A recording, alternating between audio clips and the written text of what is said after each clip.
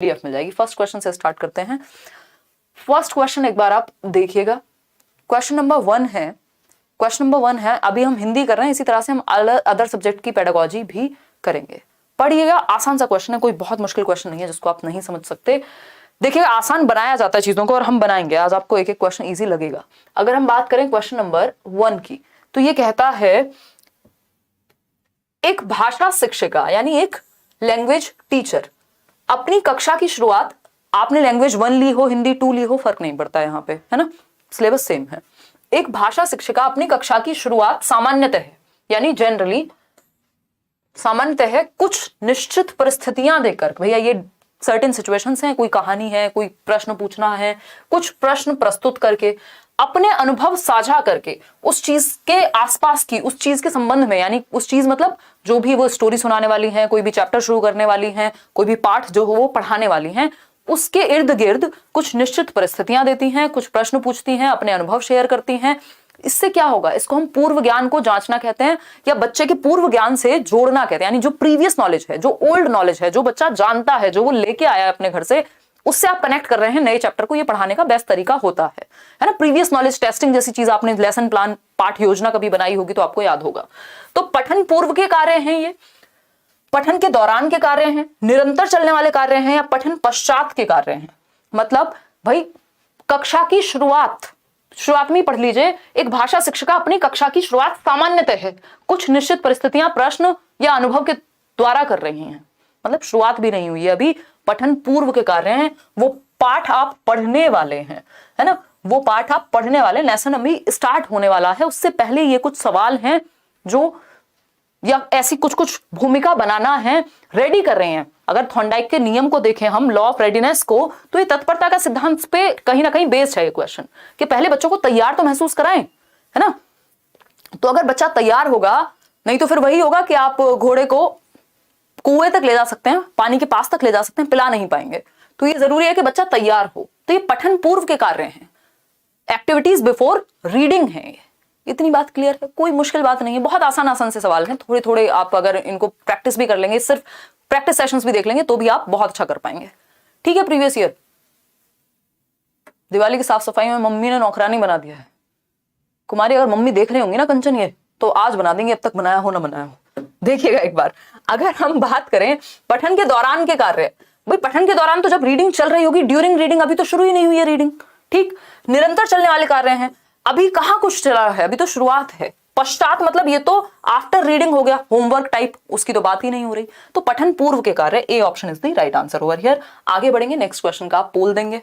ये आप paper 1, paper 2, language 1, language 2 सबके लिए काम की चीज है, ठीक। देखिएगा एक बार, क्वेश्चन नंबर 2 है, प्राथमिक स्तर पर यानी प्राइमरी लेवल पर पठन योग्यता का आकलन करने के लिए निम्नलिखित में से कौन सा विकल्प सबसे अधिक उपयुक्त है, यानी कौन सा एक ऑप्शन है जो बेस्ट है यदि आप प्राइमरी लेवल पर पठन योग्यता का आकलन कर रहे हैं, यानी असेस कर रहे हैं, आकलन कर रहे हैं, जांच रहे हैं कि बच्चों की रीडिंग एबिलिटी कैसी है प्राइमरी लेवल पर।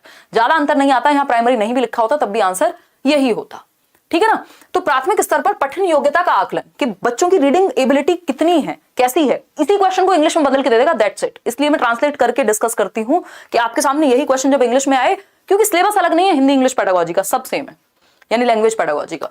प्राथमिक स्तर पर पठन योग्यता का आकलन, वर्णमाला की पहचान करके, ये क्वेश्चन कितनी बार, इतना रिपीटेड क्वेश्चन है, इतना रिपीटेड क्वेश्चन है, मतलब मोस्ट रिपीटेड क्वेश्चन कह सकते हैं। ये हर बार, लगभग हर बार पूछा जाता है, ये क्वेश्चन भर भर के पूछा जाता है ना। ये 5 स्टार वाला क्वेश्चन है, ठीक।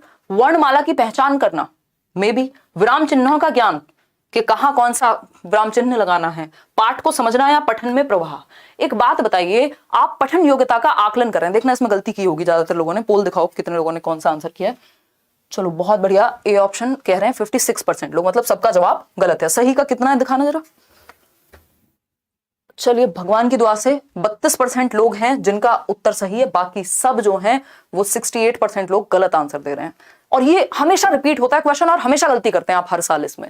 वर्णमाला की पहचान, मान लीजिए मुझे वर्णमाला की पहचान है कि अ कौन सा है, क कौन सा है, सब पहचान है, पढ़ के समझना नहीं आता, पॉइंटलेस हो गई रीडिंग, है ना। तो वर्णमाला की पहचान नहीं चलेगा। विराम चिन्हों की पहचान है और समझ में अर्थ आता नहीं है, फिर मैं क्या बन जाऊंगी, चतुर रामलिंगम बन जाऊंगी, 3 इडियट वाली, कि मेरा ध्यान समझने पे नहीं, अर्थ निर्माण पे फोकस नहीं है, मुझे समझ में कुछ आया नहीं लेकिन मैंने सब कुछ पढ़ दिया।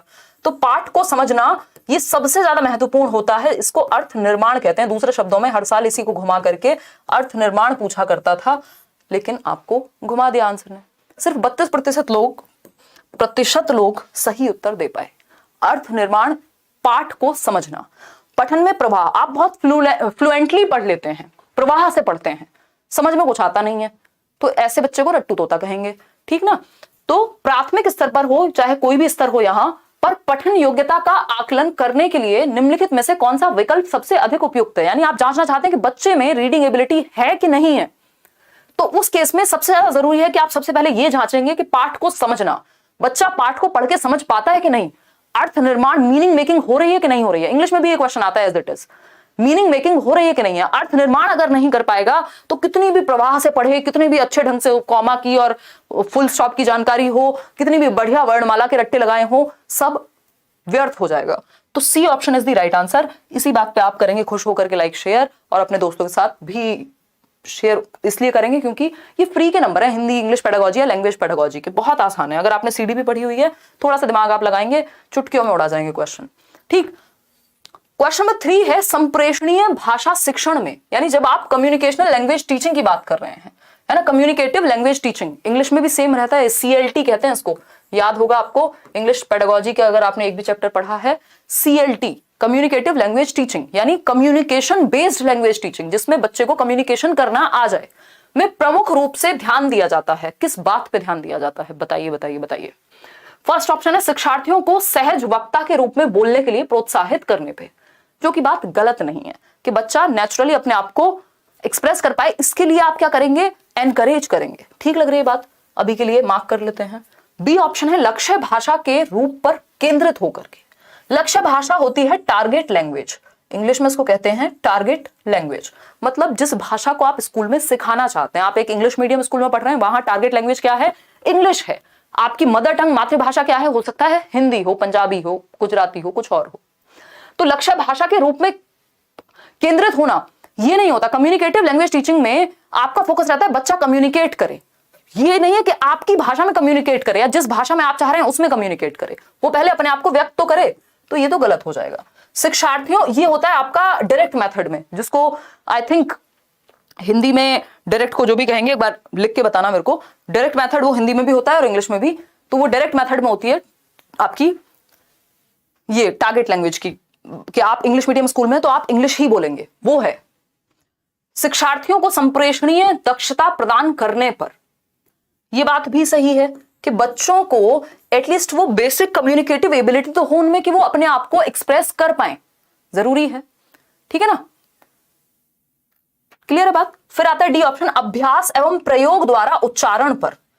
उच्चारण पे फोकस नहीं है, यहां कम्युनिकेट करने पे फोकस है। उच्चारण थोड़ा बहुत इधर उधर जाएगा, चल जाएगा, ठीक है ना।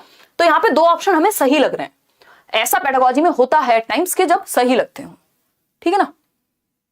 प्रत्यक्ष विधि कहते हैं उसको, बिल्कुल आकांक्षा सही बता रहे हो आप, डायरेक्ट मेथड को। तो ये तो प्रत्यक्ष विधि की बात हो रही है, इसको तो हटा दिया हमने सीन से। अब हमारे पास या तो सी है या तो ए है।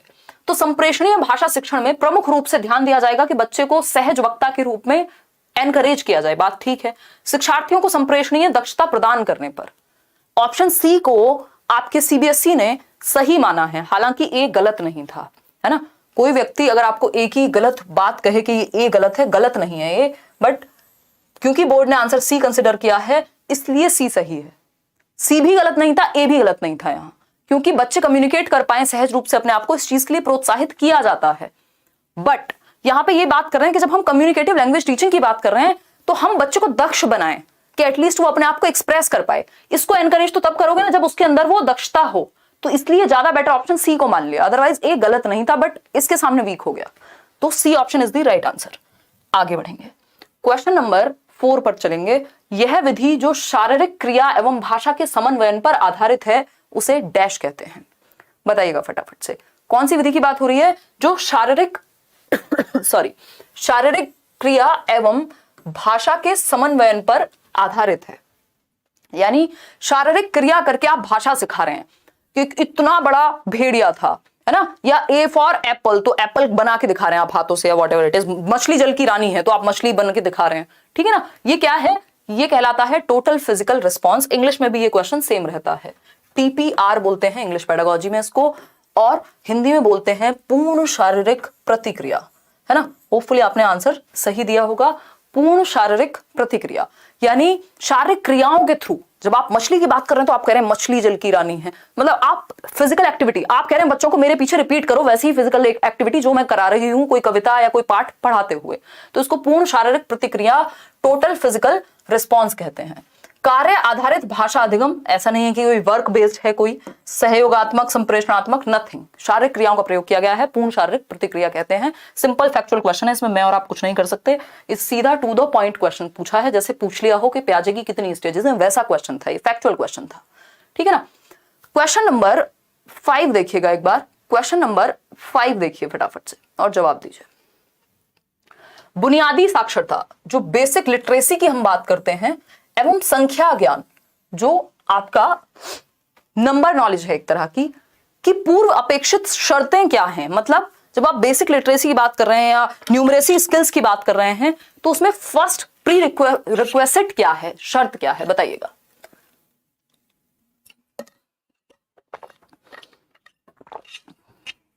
फटाफट से बताइए, और जो लोग लाइक शेयर करना भूल गए हैं वो भी लाइक शेयर कर दीजिए। बहुत अच्छा लग रहा है आपसे पढ़ के। अरे संजीर, ये तो सीटेट नोटिफिकेशन नहीं निकाल रहा, नहीं तो अब तक तो हम धुआं कर देते, मतलब इतना कुछ सीख लेते हैं अलग अलग सब्जेक्ट में, क्योंकि हर साल इतना करा चुकी हूँ मैं, तो मैं रुकी हुई थी इस बार कि ठीक है यार अब आने दो पेपर तब करेंगे, बट थोड़ा थोड़ा अब अगर जल्दी आ गया नोटिफिकेशन तो हमारे पास समय नहीं बचेगा।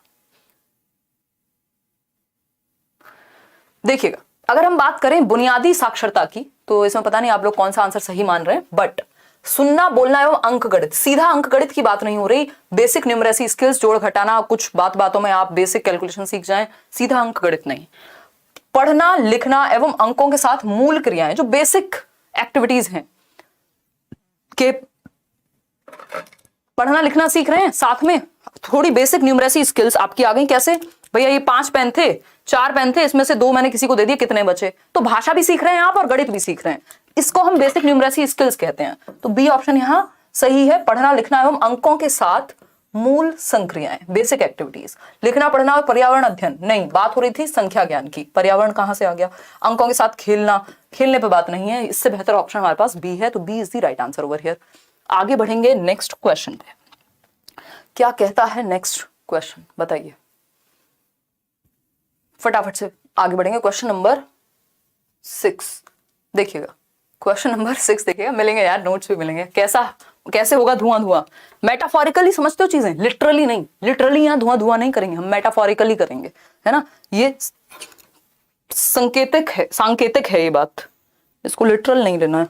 हम पर्यावरण को बचाने पे फोकस कर रहे हैं और आप यहाँ धुआं कराने पे फोकस कर रहे हैं। मतलब ये है कि आपके लिए चीजें ईजी हो जाती हैं अब तक, और एक सेशंस बढ़ जाते हैं आपके, और पता नहीं क्या क्या हम अब तक कर देते हैं, ठीक। बताइएगा, अगर हम बात करें क्वेश्चन नंबर 6 की, शिक्षार्थियों को व्याकरण सीखने में सहायता करने के लिए, यानी आप बच्चों को हेल्प कर रहे हैं किसमें, ग्रामर सीखने में, ठीक। हमारे द्वारा डिजाइन किए गए कार्य के संबंध में निम्नलिखित में से कौन सा विकल्प सबसे अधिक उपयुक्त है। यानी जब आप ग्रामर पढ़ा रहे हैं, बच्चे को व्याकरण सिखा रहे हैं, तो कौन सा तरीका सर्वाधिक उपयुक्त माना जाएगा, सबसे बेहतर माना जाएगा, बताइएगा फटाफट से, तभी हम आगे बढ़ेंगे। वह कार्य अर्थपूर्ण होना चाहिए, बिल्कुल सही बात है भाई, कोई भी काम अगर आप ग्रामर क्या किसी भी चीज को सिखा रहे हैं, व्याकरण छोड़िए, तो अर्थपूर्ण होना चाहिए, मीनिंगफुल होना चाहिए, बात तो ठीक लग रही है। वह सबसे अधिक जानकारी देने वाला होना चाहिए। अब यहाँ पे रूल्स पे फोकस है, जानकारी पे फोकस थोड़ी, सूचनाएं तो बहुत सारी अवेलेबल हैं दुनिया में। फिर आता है सी ऑप्शन, वह कार्य अध्यापक के दृष्टिकोण से उद्देश्यपूर्ण होना चाहिए। भैया अध्यापक के दृष्टिकोण से, अध्यापक के लिए पढ़ा रहे हैं, बच्चों के लिए पढ़ा रहे हैं। फिर आता है डी ऑप्शन, उसका कोई सामाजिक उपयोग नहीं होना चाहिए। क्या बुरा हो जाएगा अगर समाज के लिए उपयोगी होगा तो? नहीं, एक ही उत्तर सही है, वह कार्य अर्थपूर्ण होना चाहिए, मीनिंगफुल होना चाहिए, जिसमें साथ में बच्चा क्या सीख जाए, व्याकरण भी सीख जाए, ठीक है ना। तो संदर्भ में व्याकरण सिखाने पे हमारा फोकस रहता है, रटवाने पे नहीं, कि आपने कोई कहानी सिखाई, सुनाई, पढ़ाई और उसी में से कुछ कुछ व्याकरण की चीजें सीख ली। मान लीजिए आप कोई कहानी सुना रहे थे, उसमें बता दिया आपने कि ये जो बच्ची थी ऋचा, मान लीजिए, तो ये ऋचा क्या है, नाउन है, संज्ञा है, तो आपने संदर्भ में व्याकरण को सिखा दिया, अलग से रूल्स, अलग से नियमों को रटवाया नहीं। इसी को अर्थपूर्ण कहेंगे। क्वेश्चन नंबर 7 देखिएगा, व्याकरण अनुवाद विधि में नहीं है, नॉट पूछा है। व्याकरण अनुवाद विधि में, ग्रामर ट्रांसलेशन मेथड, जीटी कहते हैं इसको, जीटी रोड नहीं, ग्रामर ट्रांसलेशन मेथड कहते हैं, ठीक है ना, जिसमें आप दूसरी भाषा को ट्रांसलेट करके सीखते हैं, अनुवाद करके सीखते हैं। यानी जब आप इंग्लिश सीख रहे हैं तो आप रूल्स के थ्रू सीख रहे हैं, ग्रामर के थ्रू सीख रहे हैं, सेंटेंसेस टेंसेस के थ्रू सीख रहे हैं, और उनको भी आप हिंदी में पढ़ रहे हैं। तो इसको हम कहते हैं कि ये व्याकरण अनुवाद विधि है, जो आपकी मातृभाषा में सिखाया जाता है। मातृभाषा द्वारा सीखने को बढ़ावा देना, हाँ, इसमें मातृभाषा पे फोकस होता है क्योंकि ट्रांसलेट किया जाता है व्याकरण को आपकी भाषा में। व्याकरण को महत्व देना, हाँ, व्याकरण को महत्व दिया जाता है, तभी तो नाम है इसका ग्रामर ट्रांसलेशन या व्याकरण अनुवाद। फिर आता है सी ऑप्शन, विद्यार्थी के संप्रेषण कौशल का संवर्धन करना, यानी जो विद्यार्थी है उसकी कम्युनिकेशन स्किल को बेहतर करना। ये नहीं होता, ये नहीं होता ग्रामर ट्रांसलेशन में, कम्युनिकेशन पे तो फोकस ही नहीं होता। अगर ऐसा होता तो मैं और आप, या अगर हम देखें यूपी बोर्ड के बहुत सारे विद्यार्थी या इंडिया में भी जहां पे ग्रामर खूब पढ़ाई जाती है, तो उन्हें ग्रामेटिकल रूल्स का सारा पता है, ऐसे अच्छा लिख देंगे, लेकिन जब आप इंग्लिश में बात करने को कहेंगे तो दिक्कत होगी। क्यों? क्योंकि व्याकरण में अनुवाद के द्वारा पढ़ाया गया है, प्रैक्टिस नहीं कराई गई लैंग्वेज की, तो कम्युनिकेशन की प्रॉब्लम होती है, कम्युनिकेशन में संवर्धन नहीं होता ग्रामर ट्रांसलेशन विधि के द्वारा। ये इसका एक ड्रॉबैक है, नहीं के बारे में यही सही है। डी ऑप्शन है, विद्यार्थी को भाषा के धारा प्रवाह प्रयोग करने योग्य बनाना, यानी बच्चा फ्लुएंटली लैंग्वेज को यूज कर पाए।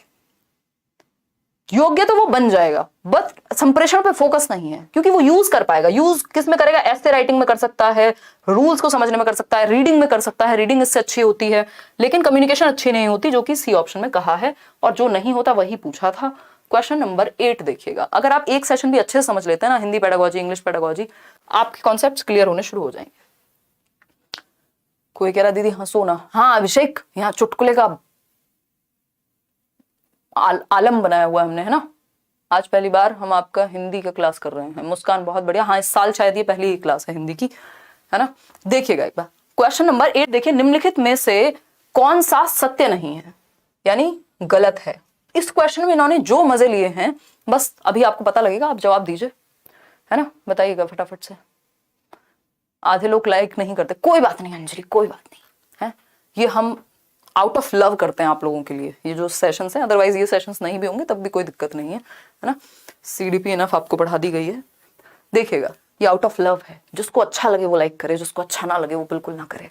देखिएगा एक बार, अगर हम बात करें निम्नलिखित में से कौन सा सत्य नहीं है, फर्स्ट ऑप्शन है, भाषा की कक्षा के लिए एक अच्छी पाठ्य सामग्री सांस्कृतिक रूप से बोझिल हो, यानी लैंग्वेज क्लासरूम में जो एक अच्छी कंटेंट बुक है वो कल्चरली बर्डनसम होनी चाहिए, यानी कल्चर एक बर्डन की तरह देखा जाना चाहिए उसमें। तो ये तो गलत बात है, ये सही नहीं है और नहीं ही पूछा था। बी ऑप्शन पढ़ते हैं, एक अच्छी पाठ्य विषय वस्तु में सभी व्याकरणिक संरचनाएं शामिल होनी चाहिए, यानी कि एक जो अच्छी पाठ्य पुस्तक है, एक अच्छी जो टेक्स्ट बुक है, उसमें व्याकरण भर भर के होना चाहिए। जबकि हम बात करते हैं संदर्भ में व्याकरण सिखाने की, है ना, संदर्भ में व्याकरण सिखाने की। ऐसा नहीं है कि व्याकरण के रूल्स नहीं भर भर के होने चाहिए, ये बात भी गलत है।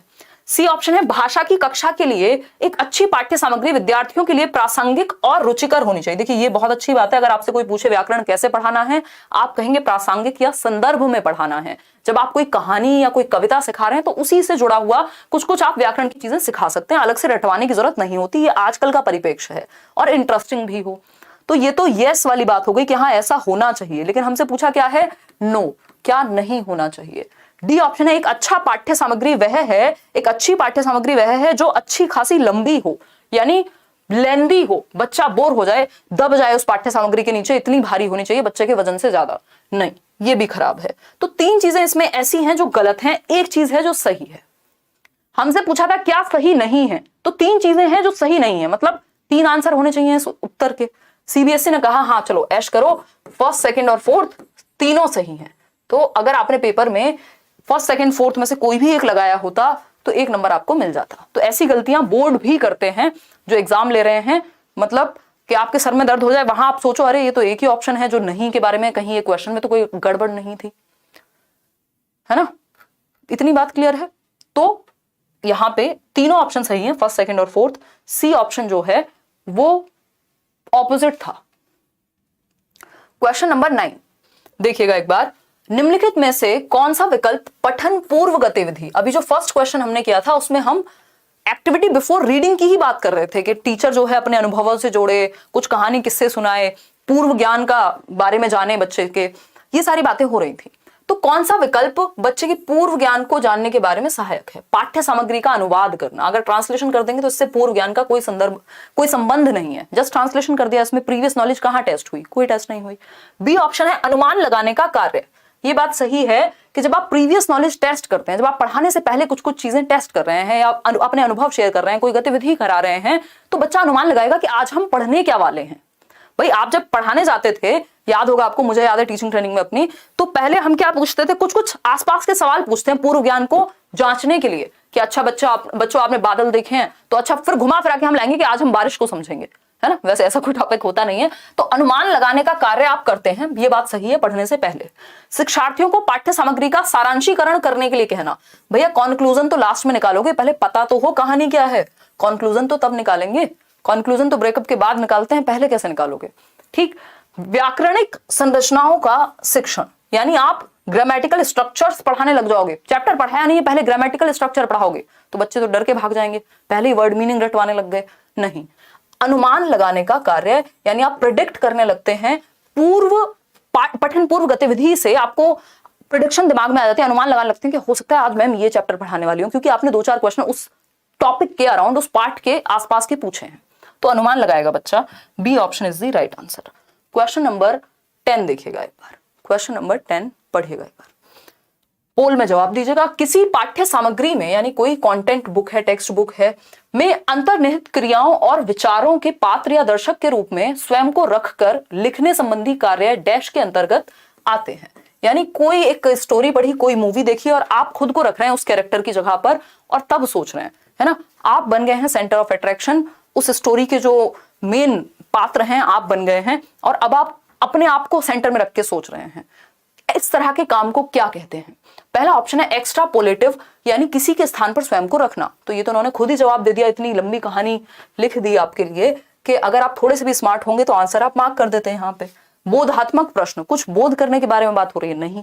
पाठ विश्लेषण, एनालिसिस, भाषा विश्लेषण, कुछ नहीं कहा ऐसा कि क्या सीखा क्या बताया, कुछ नहीं, अपने आप को दूसरे की जगह रख के और अपने पॉइंट ऑफ व्यू से, अपने स्टैंड पॉइंट से कहानी लिखनी है। तो एक्स्ट्रापोलेटिव यानी किसी के स्थान पर स्वयं को रख करके देखना है और फिर लिखना है या उसके बारे में बताना है। तो A option is the right answer. Extrapolative activities कहते हैं, इंग्लिश में भी ये सेम ही टॉपिक है।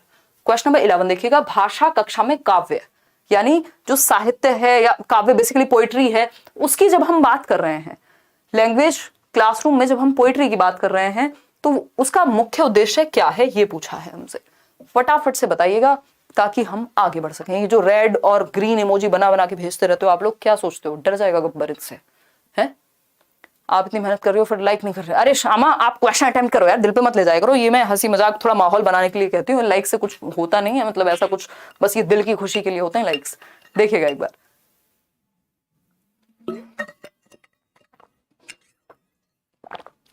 देखिएगा, अगर हम बात करें किसकी, किसी की बात मत करिए आप, सो जाइए, एक नींद ले लीजिए। देखिएगा, अगर हम बात करते हैं भाषा कक्षा में काव्य की, तो इसमें आपके सामने चीजें आ चुकी हैं। भाषा कक्षा में काव्य यानी जब आप पोइट्री की बात कर रहे हैं तो वैसे ही पढ़ाना चाहिए जैसे गद्य पढ़ाया जाता है। गद्य और पद्य आपको पता है, गद्य में कहानियां या साहित्य वगैरह वो होता था जो बेसिकली जिसको हम प्रोज कहते हैं। पोइट्री हम पद्य में लाते हैं, काव्य पद्य का हिस्सा है, कोई कविता है, कोई और इस तरह का जो गा के सुनाई जाने वाली चीज है जिसमें लय, सुर, लय, ताल वाली चीजें हो। तो गद्य की तरह थोड़ी पढ़ाएंगे, स्टोरी को अलग तरह से पढ़ाया जाता है और कविता को अलग तरह से पढ़ाया जाता है। कविता तो गा गा के भी सुनाई जाती है, उसका तो वाचन अलग तरह से होता है। कवि का विस्तार से परिचय देने के बाद ही पढ़ाना चाहिए। अब जरूरी थोड़े छोटे बच्चे हैं उनको तो आप ट्विंकल ट्विंकल लिटिल स्टार, मछली जल की रानियां सुना रहे हैं, पहले ये थोड़ी बताएंगे किसने लिखी थी, फिर उनके बारे में कहानी सुनाएंगे, खत्म हो जाएगा मामला। सी ऑप्शन है समझने, सराहना करने और आनंद लेने के लिए। बात सही है कि बच्चा समझे, उसकी सराहना करे, यानी काव्य में ब्यूटी होती है, जब आप सुनते हैं तो आपको मजा आता है, वो एक कहानी, कविता, शेर, शायरी, व्हाटएवर इट इज। तो समझने, सराहना करने और आनंद लेने के लिए, है ना, आनंद लेने के लिए, ठीक है ना, क्लियर है बात। डी ऑप्शन है कवि और कविता के बारे में अधिक है, ऐसा कुछ भी नहीं है। तो काव्य किस लिए होता है, आप सराहना करें, आप आनंद लें उस चीज का, आप उसको एप्रिशिएट कर पाए, ठीक। तभी आप देखते हैं गीत हो गए या फिर रामायण भी जब वो गा करके पाठ के रूप में चलती है तो आपको मजे आते हैं उसमें, मतलब आप अच्छा महसूस करते हैं, आनंद लेते हैं, है ना, नॉट लिटरली मजे। तो C option is the right answer. Question number 12 पर चलेंगे। थोड़ा सा बड़ा क्वेश्चन है, लेंदी है, बट आसान है अगर आप थोड़ा सा पढ़ने की कोशिश करेंगे। क्वेश्चन नंबर 12 देखिएगा, हम 30 क्वेश्चंस करने वाले हैं। एक भाषा शिक्षक विद्यार्थियों के आकलन के दौरान, यानी जब आप एज अ लैंग्वेज टीचर बच्चों को असेस कर रहे हैं, टेस्ट ले रहे हैं उनका, विद्यार्थियों के बारे में जानकारी संकलित करता है, तो आप बच्चों के बारे में इंफॉर्मेशन को क्या करेंगे, इकट्ठा करेंगे, या करती है, क्यों, आखिर क्यों। पहला ऑप्शन है तकनीकी शब्दावली तथा भाषा द्वारा विद्यार्थियों को प्रतिपुष्टि देने के लिए। आपको जस्ट टेक्निकली वोकैबुलरी उनके दिमाग में भरनी है, नहीं। शैक्षणिक एवं सह शैक्षणिक पहलुओं से जुड़े विविध उपकरणों एवं प्रविधियों का उपयोग करना।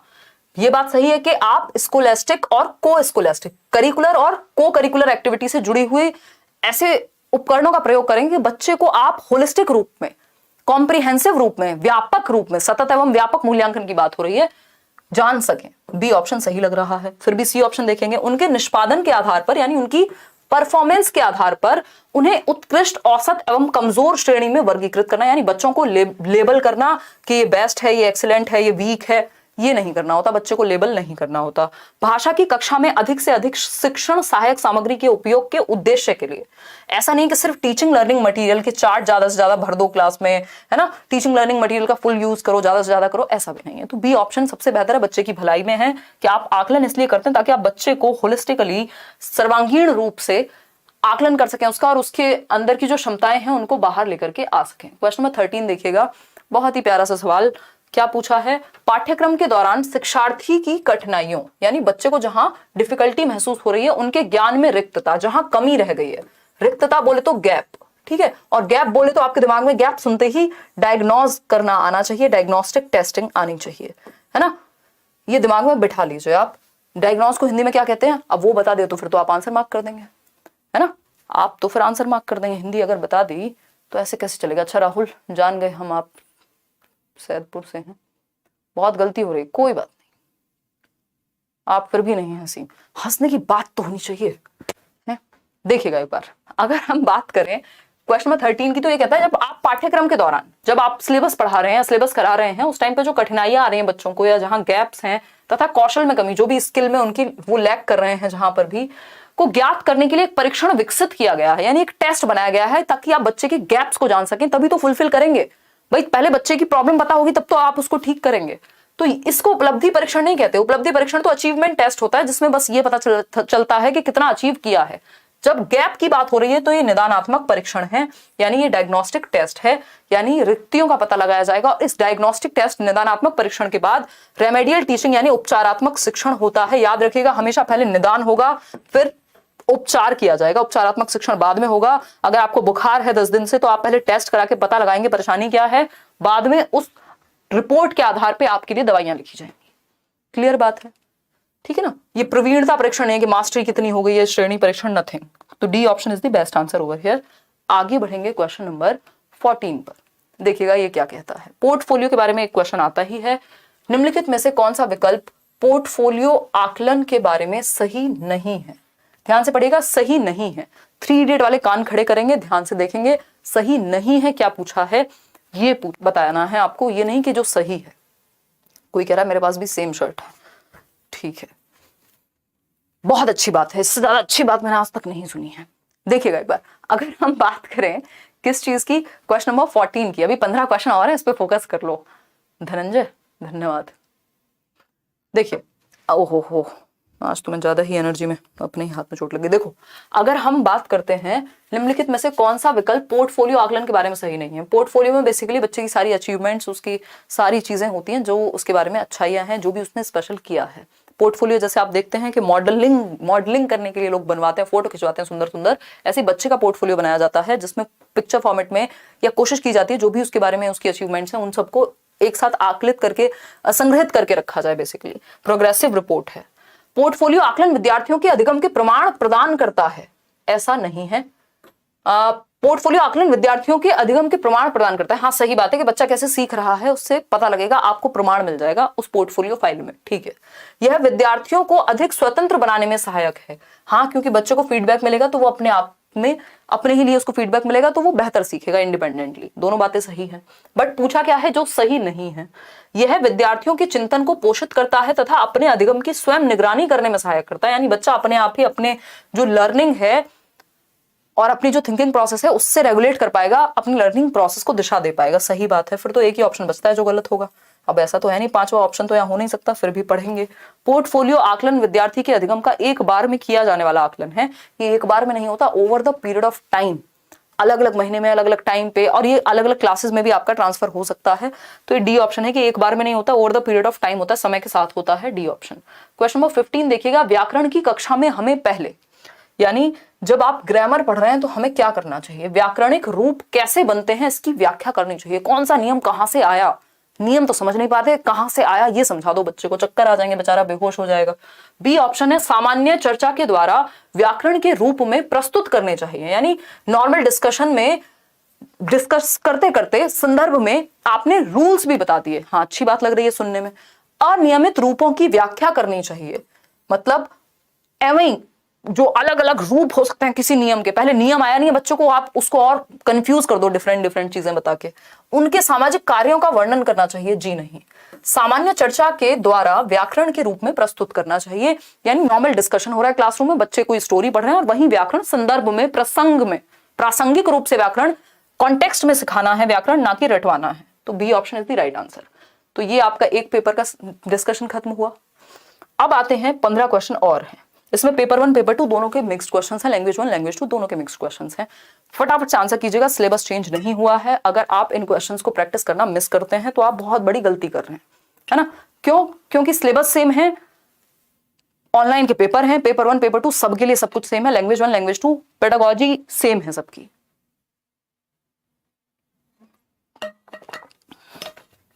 जवाब दीजिएगा। क्वेश्चन नंबर 16 कहता है, राष्ट्रीय शिक्षा नीति, न्यू एजुकेशन पॉलिसी, जो आपकी नेशनल एजुकेशन पॉलिसी है, जिस पर मैं एक वीडियो अलग से बना चुकी हूं, NEP कहते हैं हम जिसको, क्या कहते हैं, NEP 2020। ठीक। राष्ट्रीय शिक्षा नीति 2020 डैश के अध्ययन की वकालत करती है। किसको पढ़ाने की वकालत करेगी, किसकी स्टडी की वकालत करेगी? बच्चे के भले में जो होगा वही आंसर सही है, जिसमें बच्चा सबसे ज्यादा सक्रिय हो, एक्टिव हो और बच्चे की भलाई के लिए जो ऑप्शन हो, है ना। तो पहला ऑप्शन है संस्कृत, हिंदी, अंग्रेजी तथा आधुनिक भारतीय भाषाएं। चलो ठीक बात है। तो ये तो 3 लैंग्वेज फॉर्मूला भी कह ही रहा था, नहीं संस्कृत यहां पे जबरदस्ती जोड़ दिया, नहीं ऐसी बात नहीं है। मातृभाषा अंग्रेजी, राज्य की भाषा संस्कृत, क्योंकि जब मॉडर्न इंडियन लैंग्वेज बोल दिया था तो संस्कृत वहीं आ जाती, अलग से संस्कृत क्यों देनी थी। मातृभाषा अंग्रेजी, राज्य की भाषा संस्कृत, पाली, प्राकृत तथा जनजातीय तथा छोटे छोटे समुदायों में बोली जाने वाली भाषाएं। समूची विद्यालय शिक्षा में अंग्रेजी एक अध्ययन के रूप में। मातृभाषा घर की भाषा, शास्त्रीय भाषाएं, आधुनिक भारतीय भाषाएं तथा विदेशी भाषाएं। ये थोड़ा सा ज्यादा सेंसिबल लग रहा है हमें, क्योंकि ये इसमें कंफ्यूज किया गया है कि पाली, प्राकृत, ये वो। जब आधुनिक भारतीय भाषाएं बोलती तो वहीं पे 21 भाषाएं, आपकी 21 या 22 जितनी भी भाषाएं हैं वो वहां आ जाएंगी। ठीक है, कमेंट करके बताइएगा मॉडर्न इंडियन लैंग्वेज में कितनी भाषाएं, 22 भाषाएं हैं if I am not wrong. तो वो जो 22 भाषाएं हैं उन सभी में आ जाएंगी। ठीक। तो मातृभाषा घर की भाषा, मतलब मदर टंग जो घर पे बोली जाती है बच्चे के, वो होनी चाहिए। शास्त्रीय भाषाएं होनी चाहिए, बिल्कुल सही बात है। आधुनिक भारतीय भाषाएं, मॉडर्न इंडियन लैंग्वेज भी होनी चाहिए, और विदेशी भाषाएं, फॉरेन लैंग्वेज भी। तो इसमें सब आ गया, जो बाकी के ऑप्शंस थे उनसे ये बेहतर था डी ऑप्शन। क्वेश्चन नंबर 17 देखिएगा एक बार और पोल में जवाब दीजिएगा। आसान सा क्वेश्चन है, ऐसा क्वेश्चन एक आता ही है। एक बच्ची अपने माता पिता के साथ बिहार से मुंबई आई है। बच्ची बिहार से, बिहार मैप में इमेजिन कीजिए, क्योंकि मैप पे भी क्वेश्चंस आते हैं, हिंदी में नहीं आते, ईवीएस में आते हैं। तो बिहार से मुंबई गई है, मतलब कहां बिहार है और कहां मुंबई है, नीचे की तरफ साउथ में। तो बिहार से मुंबई गई है बच्ची। ठीक।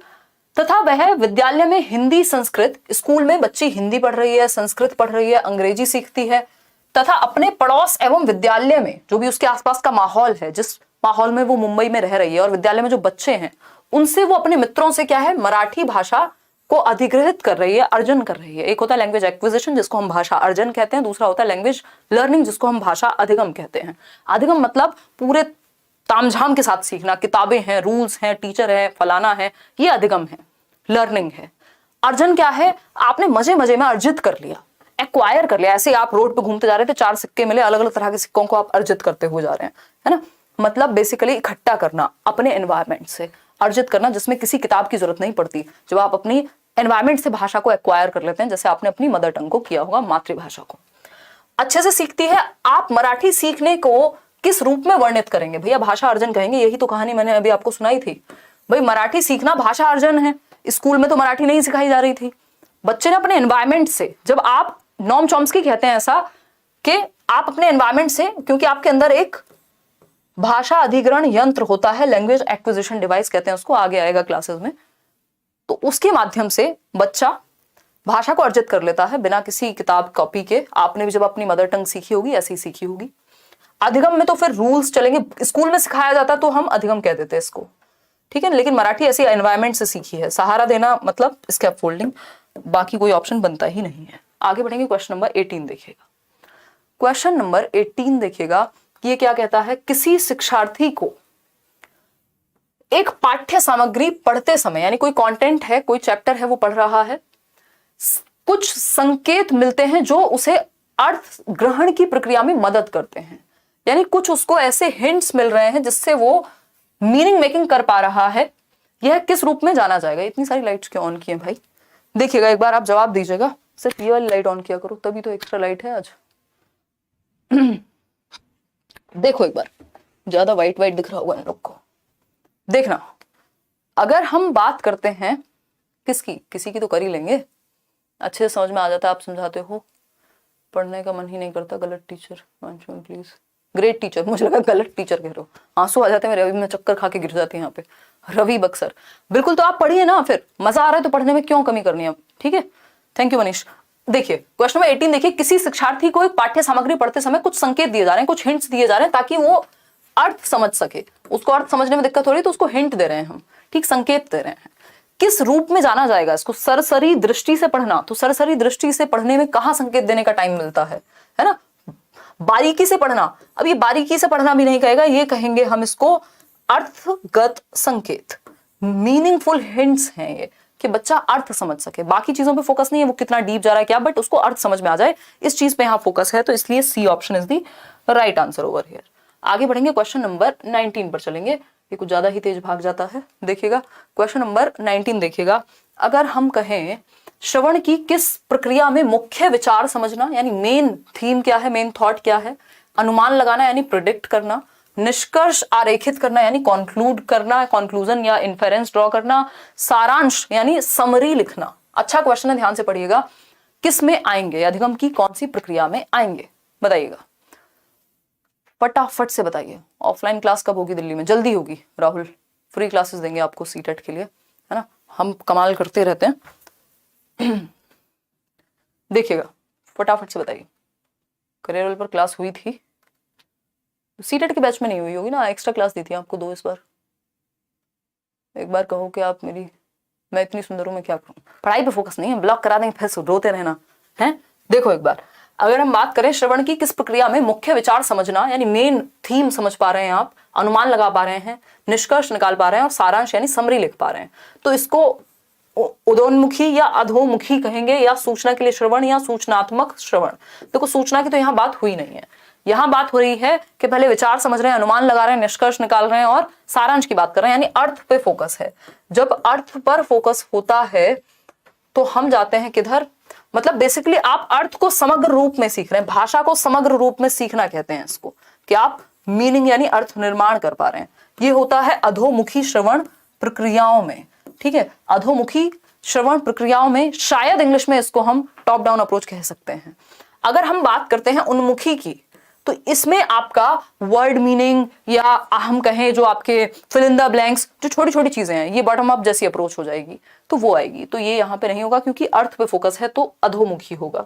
अगर वर्ड मीनिंग वगैरह पे होता है या छोटी छोटी चीजों पे, एक्टिविटीज पे होता, तो ए ऑप्शन हो जाता। क्वेश्चन नंबर 20 देखिएगा, 20वां सवाल कहता है संज्ञाएं यानी नाउन, क्रियाएं, वर्ब, विशेषण यानी एडजेक्टिव्स, क्रिया विशेषण डैश के रूप में वर्गीकृत किए गए हैं, बताइएगा। विषय वस्तु के शब्द हैं, क्रिया शब्द हैं, निष्क्रिय शब्द संपदा हैं या सक्रिय शब्द संपदा हैं। सिंपल सी बात है, ये आपके सिलेबस के शब्द हैं या कंटेंट्स हैं। तो विषय वस्तु के शब्द हैं यानी कंटेंट्स ऑफ सिलेबस हैं, जो पढ़ाए जाएंगे, वो चैप्टर्स हैं। सिंपल है, इसमें कुछ भी मुश्किल नहीं था। ए option is the right answer. आगे बढ़ेंगे, क्वेश्चन नंबर 21 देखिएगा। 21वां सवाल कहता है संरचनाओं के बारे में ज्ञान, यानी जो स्ट्रक्चर्स हैं वो कैसे बने हैं इसके बारे में नॉलेज, तथा इसे सीमित अभ्यास द्वारा वर्णित करना व क्रियान्वित करना, यानी कम प्रैक्टिस यानी बेसिक प्रैक्टिस, और आपको पता चले कि स्ट्रक्चर कैसे बने हैं। तो इसको क्या कार्य विधिक कहेंगे, घोषणात्मक ज्ञान कहेंगे, व्याकरण अनुवाद प्रक्रिया कहेंगे, या भाषा प्रक्रियाएं कहेंगे। भाई आपको स्ट्रक्चर के बारे में पता हो और आप सीमित अभ्यास में अपने शब्दों में या जैसे भी उसको वर्णित कर रहे हैं, तो बताइए क्या होगा। मैम मैंने कॉम्बो बैच लिया है, क्या स्पेशल बैच 5 से मैं तैयारी करूं या नहीं, क्योंकि मैंने दोनों बैच लिया हुआ है, मैं थोड़ा कंफ्यूज हो गया हूँ। यार देखो, कॉम्बो बैच लिया मनीष, इसका मतलब अगर आप सीटेट की तैयारी कर रहे हैं तो आप पेडागोजी स्पेशल में मत आइए। पेडागोजी स्पेशल डीप पेडागोजी के लिए, अगर आप पूरे देश भर में किसी भी एग्जाम के लिए पढ़ रहे हैं, चाहे वो D2+B है, KVS है, कोई और स्टेट का टेट है, सीटेट के लिए आप सीटेट के बैच में ही रहिए। सीटेट के लिए अगर आपने कॉम्बो ले लिया बस इनफ है। पेडागोजी सीटेट के लिए मत पढ़िएगा, पेडागोजी स्पेशल डीप बैच है, वहां आप कंफ्यूज हो जाएंगे, बहुत बड़ा सिलेबस है उसका। ठीक है, देखिएगा संरचनाओं के बारे में ज्ञान, ये कहलाता है घोषणात्मक ज्ञान, डेक्लेरेटिव नॉलेज कहते हैं इसको, डेक्लेरेटिव नॉलेज कहते हैं। बेसिक आपको प्रैक्टिस करके और आप उस अपने शब्दों में उसको कम शब्दों में बात को कह पा रहे हैं। डिक्लेरेटिव नॉलेज की कोई चीज कैसे काम करती है, कोई डेफिनेशन अगर आपको बतानी है ना, या कुछ भी इस तरह का है जिसमें आपको कम शब्दों में बात कह देनी है। आगे बढ़ेंगे नेक्स्ट क्वेश्चन नंबर 22 पे, 22वां सवाल। ये कहता है प्राकृतिक भाषा में संदर्भ से पठन सामग्री का स्रोत, यानी जब आप नेचुरली लैंग्वेज सीख रहे हैं कॉन्टेक्स्ट से, तो इसको कैसे देखेंगे। बनावटी पठन सामग्री, साहित्यिक कार्य, पाठ्य पुस्तक के लेखकों द्वारा विकसित पठन सामग्री या प्रामाणिक पठन सामग्री, यानी आप चाह रहे हैं बच्चा नेचुरली भाषा को कॉन्टेक्स्ट में सीखे। पठन सामग्री का स्रोत क्या बेस्ट होगा, जो रियल हो, जो ऑथेंटिक हो, जो जिसका कोई मतलब हो। तो ऑथेंटिक सामग्री मतलब प्रामाणिक पठन सामग्री, ऑथेंटिक मटेरियल से सिखाएंगे आप इस केस में। बाकी सारी बातें साइड हो जाएंगी, क्योंकि आप नेचुरली लैंग्वेज को संदर्भ में, कॉन्टेक्स्ट में, तो कॉन्टेक्स्ट किसका होगा। आप कोई हिस्ट्री की कहानी है तो वो तो रियल है ना, तो उसका कॉन्टेक्स्ट है, एग्जिस्ट करता है। किसी ने अपनी मर्जी से कोई कहानी लिखी हो तो वो नहीं होगी। तो ये प्रमाणिक पठन सामग्री, इसको ऑथेंटिक मटेरियल कहते हैं। आगे बढ़ेंगे क्वेश्चन नंबर 23 पर। निम्नलिखित में से कौन सा भाषा आकलन के बारे में सही है, यानी जब आप लैंग्वेज को असेस कर रहे हैं, आकलन कर रहे हैं, टेस्ट कर रहे हैं, तो कौन सी एक बात सही होगी आकलन के विषय में, क्या सही है। शिक्षार्थियों की उपलब्धि यानी अचीवमेंट, वो मैटर नहीं करेगी, नहीं तो आप फर्स्ट सेकंड लाने पे फोकस करेंगे। शिक्षार्थियों की व्याकरणिक ज्ञान का आकलन, यानी जो बच्चे की कौन सी ग्रामेटिकल नॉलेज है वो भी मेन नहीं होती। शिक्षार्थियों की भाषाई निपुणता का आकलन, हाँ ये एक बार को फिर भी हो सकता है कि भैया मास्टरी कितनी है लैंग्वेज पे, यह पता करना कि शिक्षार्थियों को क्या नहीं आता है। ये उद्देश्य नहीं है कि क्या नहीं आता है, ये है कि कितने निपुण वो हो गए हैं, इसलिए आप आकलन कर रहे हैं। और कितने निपुण हुए उससे आपको अपने आप पता चल जाएगा क्या नहीं आता है, कहाँ काम करने की जरूरत है। तो सी ऑप्शन ज्यादा बेहतर है, नेगेटिव की तरफ नहीं जाते, हम बच्चे की भलाई की तरफ जाते हैं। क्वेश्चन नंबर 24 देखिएगा। निम्नलिखित में से कौन सा भाषा की कक्षा में त्रुटियों के विषय में सही है। त्रुटि मतलब एरर्स, एरर्स पे एक क्वेश्चन आता ही है निश्चित रूप से, चाहे वो CDP हो, बाल विकास हो, चाहे वो पेडागोजी हो। बताइएगा एक बार, फटाफट से बताइएगा, फिर हम आगे बढ़ेंगे। बताइएगा, EVS भी करेंगे जल्दी, डोंट वरी। शुरू में पेडागोजी बिल्कुल समझ नहीं आती थी, बट आपसे पढ़ के सबसे ज्यादा पेडागोजी समझ में आने लगी है। बहुत बढ़िया संजीर, यही चाहिए, इसीलिए जी रहे हैं हम। क्यों खड़े हम रात को इतनी यहाँ पे, नहीं तो इतना कुछ तो करा ही दिया चैनल पे। पोल पहले आ जा रहा है, कोई बात नहीं अमित, पहले से कोई दिक्कत नहीं है, बाद में नहीं आना चाहिए। क्वेश्चन नंबर 24 की अगर हम बात करते हैं तो कौन सी त्रुटियां या एरर्स के बारे में कौन सी बात सही है। त्रुटियां शिक्षार्थियों तथा शिक्षक दोनों के लिए सीखने के क्षेत्र और प्रतिपुष्टि हैं, बिल्कुल सही बात है। गलतियों से टीचर और लर्नर दोनों को बहुत कुछ सीखने को मिलेगा, इंपॉर्टेंट है, विंडो के रूप में काम करती हैं। शिक्षार्थी जब भाषा का प्रयोग करते हैं तब भी के तभी त्रुटियों को सुधारना चाहिए, नहीं पहले भाषा को अभिव्यक्त करने देना चाहिए उनको, बाद में त्रुटियां सुधर जाएंगी। त्रुटियां केवल शिक्षक के लिए सीखने का क्षेत्र है, नहीं भाई बच्चे के लिए भी है। त्रुटियां द्वितीय भाषा में प्रथम भाषा के हस्तक्षेप का संकेत है। जरूरी थोड़ी है कि तभी गलतियां होंगी आपसे जब आप दूसरी भाषा सीख रहे हैं, पहली में भी हो सकती है, तो ये तो कोई नीडेड नहीं है, या ऐसा नहीं है जरूरी कि जब भी कोई गलती कर रहे हैं तो आप दूसरी भाषा की वजह से कर रहे हैं। तो A option is the right answer. Question number 25 देखिएगा, पढ़िएगा, समझिएगा। क्वेश्चन नंबर 25 है, एक भाषा शिक्षक सामाजिक विज्ञान के साथियों के साथ मिलकर भारत की सांस्कृतिक विविधता यानी जो कल्चरल डाइवर्सिटी है हमारे देश में, है ना, एक शिक्षक सामाजिक विज्ञान के साथी यानी जो उनके SST पढ़ाने वाले टीचर्स हैं, मित्र हैं, पर प्रदत्त कार्य देता है या देती हैं, शिक्षार्थियों को इस विषय पर रिपोर्ट लिखनी है ना, कि हमारी जो कल्चरल डाइवर्सिटी है इस पर रिपोर्ट लिखनी है, एक पोस्टर तैयार करना है, सामाजिक विज्ञान की पुस्तक तथा इतिहास, भूगोल, हिस्ट्री, ज्योग्राफी, संस्कृति, कल्चरल नॉलेज, पॉलिटी, इन सब से जुड़ी हुई अन्य पुस्तकें और दस्तावेज पढ़ने हैं। भाषा अधिगम की यह प्रक्रिया क्या कहलाती है? मतलब लैंग्वेज का टीचर है और उसमें उन्होंने एसएसटी को जोड़ दिया और एसएसटी को जोड़ के एक रिपोर्ट बनाने को कहा, एक रिपोर्ट लिखने को कहा, पोस्टर बनाने को कहा, तो ड्राइंग भी इसमें ऐड हो गई, रिपोर्ट लिखने को कहा तो राइटिंग भी इसमें ऐड हो गई। जब वो पढ़ेगा उसके बारे में तो हिस्ट्री भी, ज्योग्राफी भी जानेगा या जानेगी बच्ची, कल्चरल नॉलेज का पता लगाएगा, पॉलिटी का पता लगाएगा, मतलब लगभग हर सब्जेक्ट में भाषा को विद्यमान कर दिया। इसको हम LAC लैक कहते हैं, लैक लाख रुपए वाला नहीं, this is language across curriculum. Hindi में क्या कहेंगे या आप पहचानेंगे, मैं आपको साथ में ट्रांसलेट करके इसलिए बता रही हूँ कि अगर आपकी इंग्लिश की भी तैयारी यहाँ साथ में हो रही है, आप कंफ्यूज नहीं हो सकते ऐसे क्वेश्चंस में अगर आपको बाइलिंगुअली पता होंगी चीजें। सामाजिक विज्ञान में भाषा, ये सिर्फ सामाजिक विज्ञान में नहीं है, लैंग्वेज की अपने आप में लगभग ये हर सब्जेक्ट में फैल गई है। सामाजिक विज्ञान का प्रदत्त कार्य नहीं। समूची पाठ्यचर्या में भाषा, yes, this is language across curriculum, यानी आपके करिकुलम के अन्य सब्जेक्ट से भी जब आपने जोड़ दिया भाषा को तो ये लैंग्वेज अक्रॉस करिकुलम कहलाता है। भाषा लेखन का विकास, जी नहीं, तो C option is the right answer. आगे बढ़ेंगे क्वेश्चन नंबर 26 पर, पढ़िएगा एक बार, 4 क्वेश्चन और हैं आपके। एक शिक्षार्थी नए व्याकरणिक रूपों को सीखते समय पहले से सीखे हुए व्याकरणिक नियमों को आधार बनाता है, यानी जो नियम उसको पहले से आते थे उनको वो आधार बनाता है और नए नियम सीखता है, यानी प्रीवियस नॉलेज से कनेक्ट करके न्यू नॉलेज को जोड़ करके समझने की बात करता है। अच्छी बात है, मतलब अपने संज्ञान का इस्तेमाल कर रहा है। संज्ञानात्मक युक्तियां हैं, मेटा कॉग्निटिव युक्तियां यानी परासंज्ञानात्मक युक्तियां हैं, आकृति आधारित हैं या सहयोगात्मक है, ना तो यहाँ हेल्प की बात हुई है ना आकृति की बात हुई है, तो या तो ये ए होगा या तो ये बी होगा। ये ऐसे एलिमिनेट करना जरूरी है ऑप्शंस को। अगर हम बात करें, एक विद्यार्थी नए व्याकरणिक रूपों को सीखते समय पहले से सीखे हुए व्याकरणिक नियमों को आधार बनाता है, यानी जो उसको आता था उसको उसने यूज कर लिया।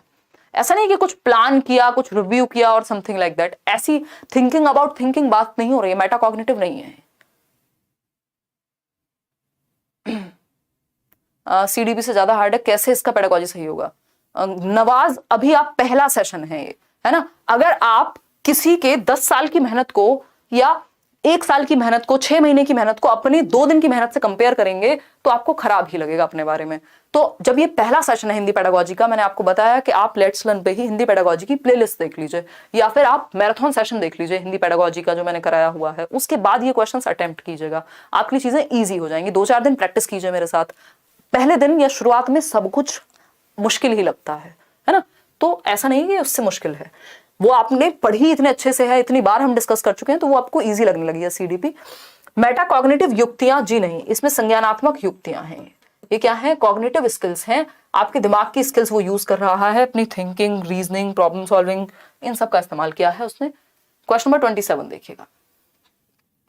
क्वेश्चन नंबर 27, एक शिक्षार्थी सीमित समझ के साथ एक पठन सामग्री को पढ़ पाती है, यानी जितनी उसकी लिमिटेड नॉलेज है उसके साथ वह पठन सामग्री को बहुत अच्छी तरह पढ़ पाती है, लेकिन बहुत अच्छे से पढ़ रही है। अवबोधन कार्य को अपने बड़े भाई की सहायता से करती है, जो भी इसको जहां पे भी दिक्कत आ रही है वहां बड़े भाई की सहायता लेगी। तो शिक्षण अधिगम का यह अभ्यास क्या कहलाएगा? इसको हम मचान कहते हैं वाइगोस्की की भाषा में, इसको हम पाड़ कहते हैं वाइगोस्की की भाषा में, इसको हम ढांचा कहते हैं वाइगोस्की की भाषा में, और इन तीनों का एक नाम है जिसको हम स्कैफोल्डिंग यानी टेम्परेरी हेल्प यानी अस्थायी मदद कहते हैं, कि जहां जरूरत पड़े हिंट, क्यूज, नॉन एग्जांपल्स, आप हाफ सॉल्व प्रॉब्लम, इस तरह की चीजें। तो ये सहारा मिलना, क्योंकि वो बड़े भाई से हेल्प लेके कर रही है यहाँ जहां वो अटकती है, तो इसको स्कैफोल्डिंग कहेंगे। और इसमें ऐसा कुछ भी नहीं है, बस अभी आप भाषा से अवगत नहीं है ना हिंदी पेडागोजी की, इसलिए आप अनकंफर्टेबल हो रहे होंगे। क्वेश्चन नंबर 28 देखिएगा। क्वेश्चन नंबर 28 देखिएगा, क्या कहता है क्वेश्चन नंबर 28? ये कहता है वह कार्य जो शिक्षार्थियों को शब्दों की आकृतियों से जुड़ने, अर्थ निकालने तथा प्रयोग में सहायता करता है, यानी आप शब्द कैसे बनाए जाते हैं उससे जुड़ने, उसका अर्थ क्या हो सकता है उससे जुड़ने, ठीक है ना। कुछ मत लो अनुराग, जो कराया जा रहा है उतना ले लो आप, कोई अलग से किताब मत खरीदो, सारे क्वेश्चंस यहाँ करा दिए जाएंगे। व्याकरण सीखने में, और नोट्स भी मिल जाएंगे आपको हर सब्जेक्ट के, हर मीन्स लगभग CDP के, EVS के, हिंदी के, इंग्लिश पेडागोजी के और मैथ्स पेडागोजी की भी दे देंगे, कोशिश करेंगे। तो टेंशन नहीं लेनी, मस्त रहो, कुछ मत खरीदो, सब मजे करो।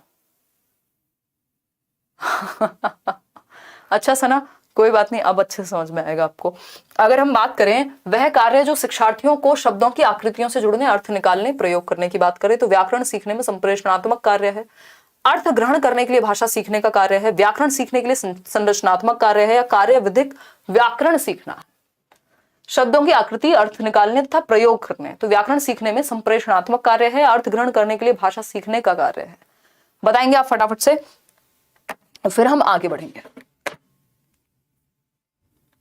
कोई बात नहीं, ये पहला ही दिन है, इतना परेशान होने की कोई बात नहीं है इसमें, है कि नहीं? देखिएगा,